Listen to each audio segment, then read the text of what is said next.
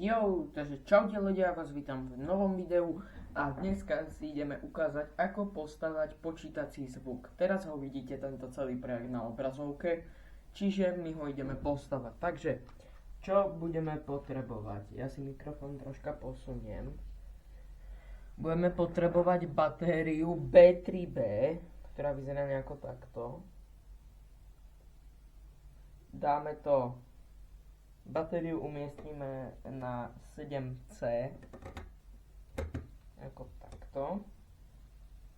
Vezmeme S1 switch, to vyzerá takto. Ten dáme takto nejako. Potom vezmeme tento tu gigantický monitor, umiestnime ho na 6C.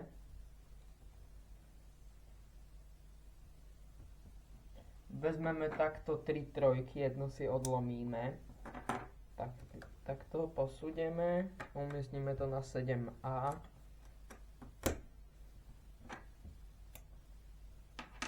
Vezmeme si ďalšiu trojku a dáme to na 6A tak, že sa to spojí s monitorom.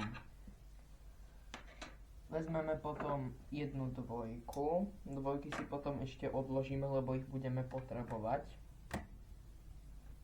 Vezmeme si takto štvorku, ktorá vyzerá takto. Tu dáme celé toto tu a spojíme to touto dvojkou. Vezmeme switch S2, ktorý vyzerá takto. A umiestnime ho takto.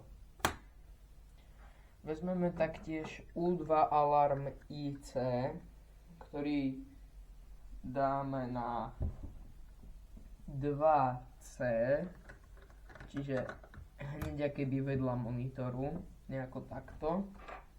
Vezmeme jednu dvojku, umiestnime takto.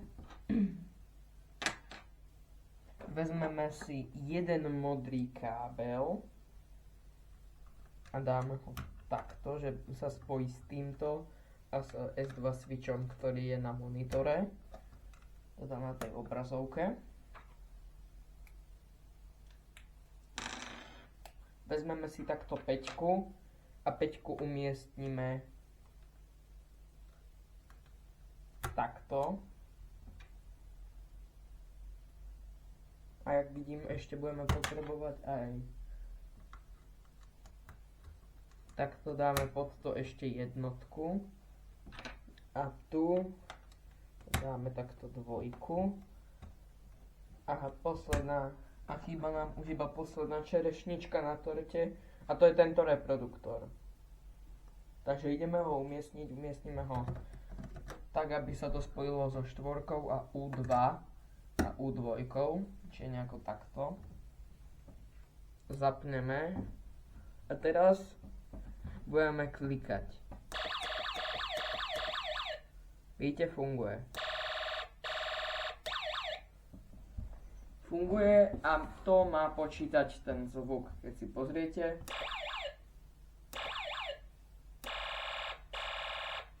ono to začne zrazu počítať.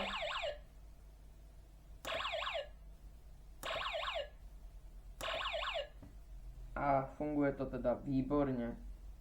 Ešte dáme, aby ste si vypočuli ten zvuk.